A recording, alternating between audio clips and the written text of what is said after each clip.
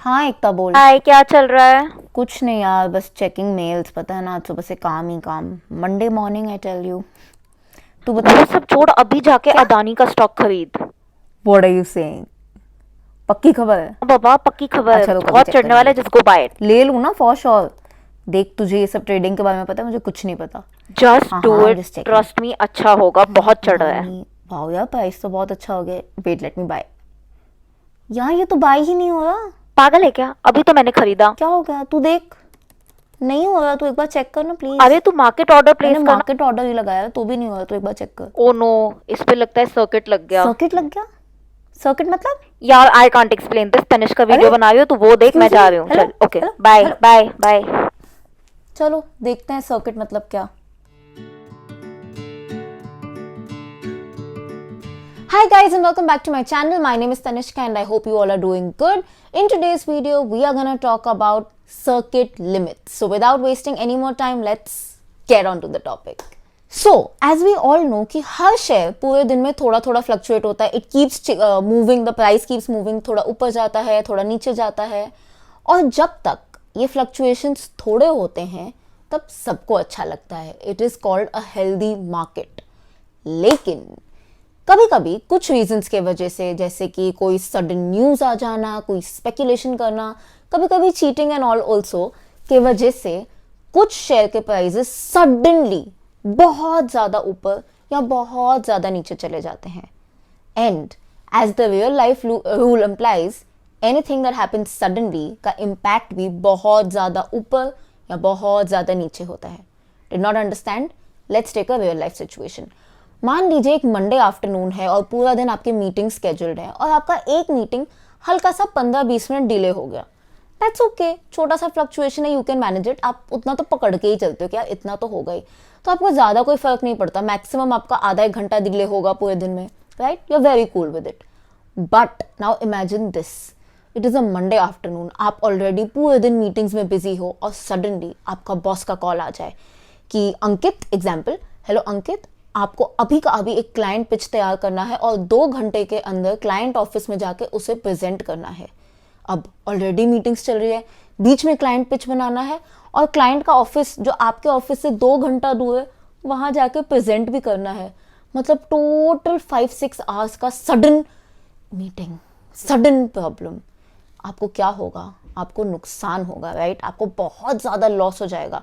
Time का loss होगा, mental peace का लॉस होगा, पूरा हफ्ता आपका काम ड्रैग होगा क्योंकि मंडे का काम आपको नेक्स्ट डे पे डालना पड़ेगा, नेक्स्ट डे का नेक्स्ट डे पे डालना पड़ेगा. आप बहुत इरिटेटेड हो जाओगे. हो सकता है आपको मॉनेटरी लॉस भी आ जाए और हो सकता है आपका प्रेजेंटेशन भी सही ना बने, राइट? क्यों हुआ ये सब?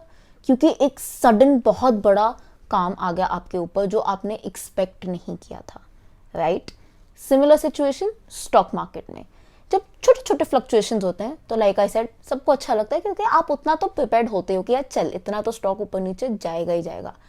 लेकिन अगर सडनली आउट ऑफ नोवेयर, बिना एक्सपेक्टेशन के, कोई स्टॉक का प्राइस बहुत ऊपर या बहुत नीचे चला जाए तो उसका इम्पैक्ट, लाइक आई सेड, बहुत ऊपर या बहुत नीचे जाएगा. अब मैं ये बहुत ऊपर या बहुत नीचे क्यों बोल रही हूँ? जैसे मैंने एग्जाम्पल दिया था, वहां पे तो लॉस हो रहा है.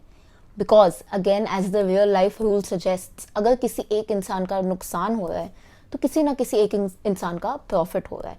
अ ट्रेड, बार्टर, जब आप कुछ बेचते हो खरीदते हो तो आप एक इंसान अकेला नहीं करते. तो धंधा कभी कोई अकेला नहीं करता, राइट? हमेशा ऑपोजिट एंड पे कोई ना कोई होता ही है. तो अगर आपको प्रॉफिट हो रहा है तो किसी ना किसी को 100% उतने का ही लॉस हो रहा है. तो अगर आपको बहुत हाई इम्पैक्ट, अच्छा इम्पैक्ट पड़ गया, आपको बहुत पॉजिटिव इम्पैक्ट पड़ गया, तो किसी ना किसी को उतना ही नेगेटिव इम्पैक्ट पड़ रहा है.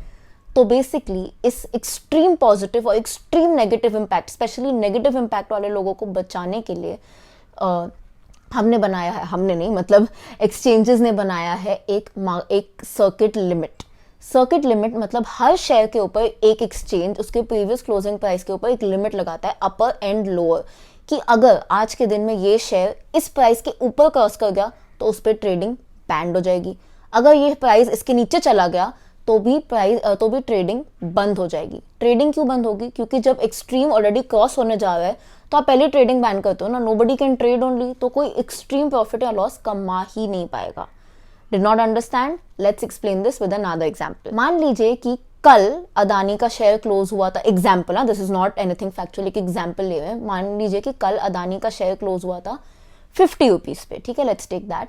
तो आज एक्सचेंज ने उसके ऊपर 10% का प्राइस लिमिट सेट किया है। 10% का प्राइस लिमिट मतलब 55 on the upper band and 45 on the lower band.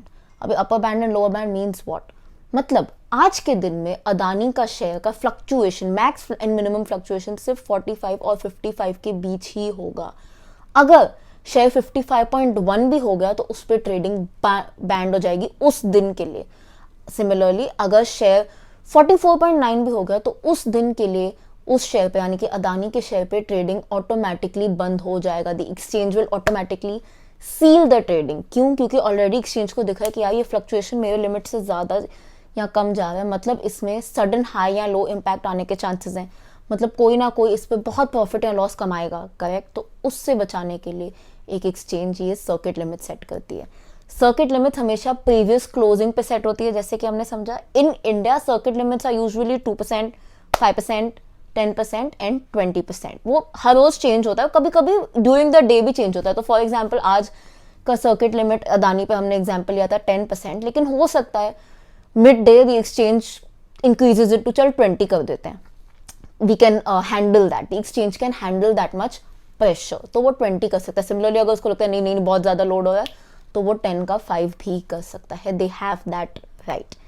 अब ये सर्किट लिमिट्स किस काम का है? ये सर्किट लिमिट बहुत ज़्यादा इंपॉर्टेंट है for people who are doing intraday, मतलब आज ही के दिन में खरीदना और आज ही के दिन में बेचना। क्यों? क्योंकि मान लीजिए कि आपने वो शेयर खरीद लिया है 54 पे और आपको बेचने का प्लान है, बट अगर उसका सर्किट लिमिट 5% है, उसका प्रीवियस क्लोज 50 है जैसे हमारे एग्जाम्पल के हिसाब से, तो आपका मैक्सिमम प्रॉफिट सिर्फ 1 रुपये होगा। तो अगर आपने सिर्फ 2 या 3 शेयर्स खरीदे तो आपको सिर्फ 2 या 3 का प्रॉफिट होगा, which is not a lot, which is not what you would have expected. So it is very important to see circuit limits if you are doing intraday trading. Now for long term trading circuit limits कहाँ काम आती है? For long term trading आपको सिर्फ आज का नहीं, थोड़े से पहले टाइम का, सो अगर आप एक्सपेक्ट करो कि आप एक हफ्ता पकड़ोगे स्टॉक को, तो आप लास्ट 1 वीक के सर्किट लिमिट्स चेक कर सकते हो। How will this help? आपको एक रफ आइडिया मिल जाएगा कि एक्चुअली ये स्टॉक कितना ऊपर नीचे जा रहा है, like what is the max minimum. थोड़ा सा आप ऑब्वियसली अपने ऊपर एक फिगर लगाएंगे। फिगर मतलब अगर आप देख रहे हो कि यार रोज इसका मैक्सिमम सर्किट अब तक इस पे सिर्फ 57 लगा है, तो आप बोलोगे कि यार ठीक है, मतलब आई कैन एक्सपेक्ट कि 60-65 तक जा सकता है, वैसा। So you have to keep these small things in mind. That's why circuit limits को समझना बहुत ज़रूरी है। Also very very important to keep circuits in mind. अगर आपने कोई शेयर खरीदा है या खरीदने जा रहे हो तो आपको हमेशा देखना चाहिए कि यार इस पर सर्किट तो नहीं लग जाएगा। हो सकता है आप, like I said, intra day पे अगर आप इंट्रा डे कर रहे हो, आपको बेचना, आपने खरीद लिया है, तो by default you have to sell that share later, right. तो आप 55 के आगे उसको बेच ही नहीं पाओगे, तो आपका पूरा ट्रेड ही अटक जाएगा।